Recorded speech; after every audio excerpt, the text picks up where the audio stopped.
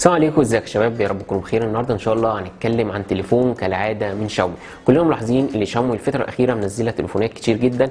يعني لو بصينا في الشهر ونص اللي فات هتلاقي شاومي منزله نوت 10 عادي، نوت 10 5G، النوت 10 اس والنوت 10 برو والبوكو اكس 3 برو والبوكو اف 3. كل ده منزلاه في حوالي شهر ونص، يعني 6 تليفونات في شهر ونص، كميه كبيره جدا. ودي سياسه شاومي اللي ماشيه بيها، يعني كل من نفسك ومحدش ياكل منك.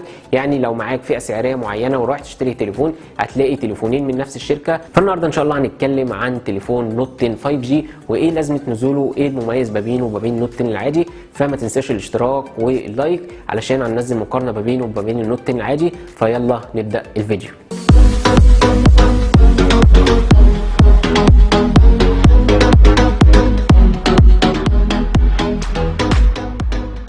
التصميم هنا جاي مختلف حاجه بسيطه عن سلسله النوت. كلنا عارفين طبعا سلسله النوت، بس هنا شكل الكاميرات لو حطيته جنب اي اصدار من سلسله النوت هتعرفوا عشان شكل الكاميرات هنا مختلف.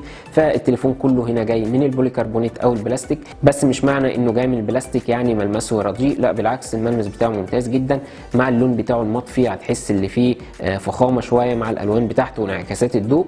وطبعا هنا البصمه مدمجه في زرار الباور، وكالعاده مش هتلاقي شاومي بعد كده هتحط لك البصمه في ظهر الجهاز مع ازرار الصوت. ومن فوق عندك العازل الضوضاء والاي ار و 3.5، ومن الجناب هنا عندك درج الشرايح، ومن تحت عندك السماعه الخارجيه ومنفذ الشحن وعازل الضوضاء. فالتصميم هنا انا شايفه كويس في الفئه السعريه بتاعته. ولو هنتكلم عن الشاشه هنا فجايه بمقاس 6.5 انش فول اتش دي بلس بكثافه بكسلات 405 بكسل لكل انش. وهنا المفاجاه بقى ان الشاشه هنا جايه بتردد 90 هرتز، ودي حاجه انا شايفها ممتازه جدا. ان تليفون ب 3000 بداوا يعلوا في تردد او الريفريش ريت بتاع الشاشه.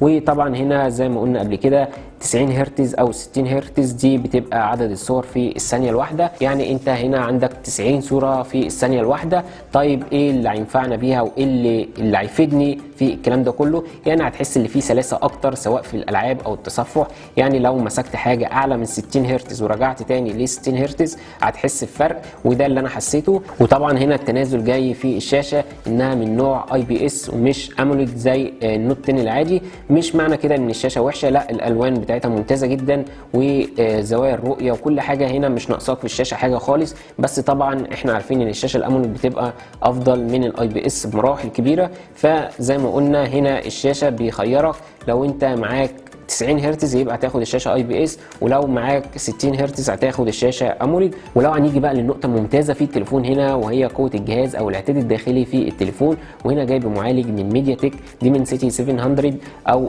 700 بتقنيه ال7 نانومتر مع معالج رسومي مالي جي 57، وده اللي هيخليك تاخد اداء ممتاز جدا. اي نعم كل اصدار في الفئه دي بنقول المعالجات بتاعته ممتازه ومفيش لاج ومفيش تهنيج والكلام ده كله، بس هنا هتبقى الوضع مختلف شويه لان المعالج هنا هيبقى اقوى من المعتاد في الفئه دي. يعني هنا النوت 10 5G هيبقى افضل بمراحل من النوت 10 عادي. بصراحه هيبقى افضل وهتحس بفرق كمان. فهنا الاداء فعلا من مزايا الجهاز ومن قوه الجهاز.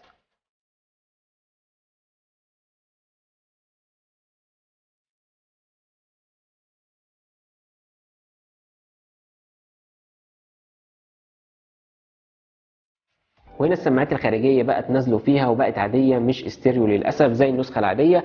الصوت هنا مش وحش او مش متلخبط كده، لا الصوت واضح وكل حاجه. بس طبعا كلنا عارفين ان السماعه الاستيريو بيبقى ليها الافضليه.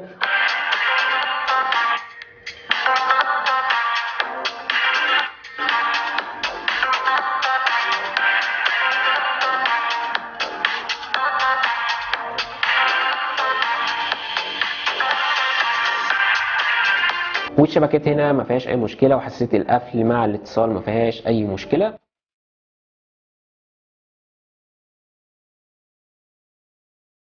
كاميرات هنا عندك كاميرا اماميه 8 ميجا بكسل فتحه 2.0، هي مش عجباني قوي بس شغاله تقدر تنزلها على السوشيال ميديا عادي ما فيهاش اي مشكله. ولو هنتكلم عن الكاميرات الخلفيه تقريبا نفس النسخه العاديه من سلسله النوت، بس هنا طبعا ما فيهاش الكاميرا التصوير الواسع. وهنا عندك اول كاميرا 48 ميجا بكسل فتحه 1.8، وكاميرا ثانيه للمايكرو بفتحه 2.4 طبعا 2 ميجا بكسل، والكاميرا الثالثه 2 ميجا بكسل برضو بفتحه 2.4 للعزل. وهتاخد هنا صور حلوه جدا في النهار والاضاءه العاليه زي اي كاميرات في الفئه دي، وهتقل هتقل طبعا الجوده وهتبدا تظهر النويز مع الاضاءه الضعيفه، مع طبعا هنا الفيديو مش بيدعم ال 4K. ففي المجمل الكاميرات هنا مش هتبقى من مزايا او من قوه الجهاز زي العتاد الداخلي بتاع الجهاز.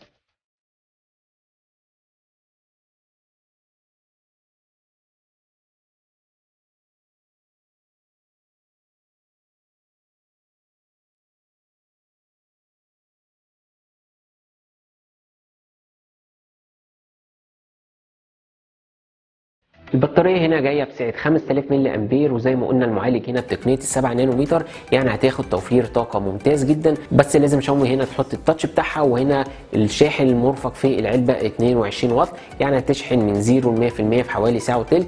ممكن تشتري شاحن 33 واط وتشحن من 0 ل 100% في ساعة، بس أنا مش شايفها مشكلة. زي ما قلنا هنا المعالج بيوفر في الطاقة، يعني هتقعد اليوم كله ما فيهوش أي مشكلة، وهتيجي تشحنها لما تيجي تنام. فالبطارية هنا ما فيهاش أي مشكلة في التليفون ده. من الاخر انت معاك تليفون موجه لشريحه معينه من الناس، ناس بتحب الجيمنج، بتحب تلعب على الجهاز على طول، بتحب تمنتج، بتحب تقعد على الجهاز بصفه عامه على طول، ما بتحبش التهنيج والكلام ده كله. فانت معاك تليفون بعتاد قوي، معاك تليفون بشاشه 90 هرتز، معاك تليفون ببطاريه كبيره، كل ده بسعر 3000 جنيه للنسخه ال 64 مع 4 جيجا رام، والنسخه الاعلى شويه اللي هي 128 مع 4 جيجا رام بسعر حوالي 3500 جنيه، والنسخه الاعلى 128 مع 6 جيجا رام بسعر 3700 جنيه. فبالنسبه للاسعار انا شايفها ممتازه جدا لتليفون موجه لفئه الالعاب. فده كان فيديو بسيط للنوت 10 5G. ما تنساش الاشتراك، واشوفكم الفيديو الجاي. سلام.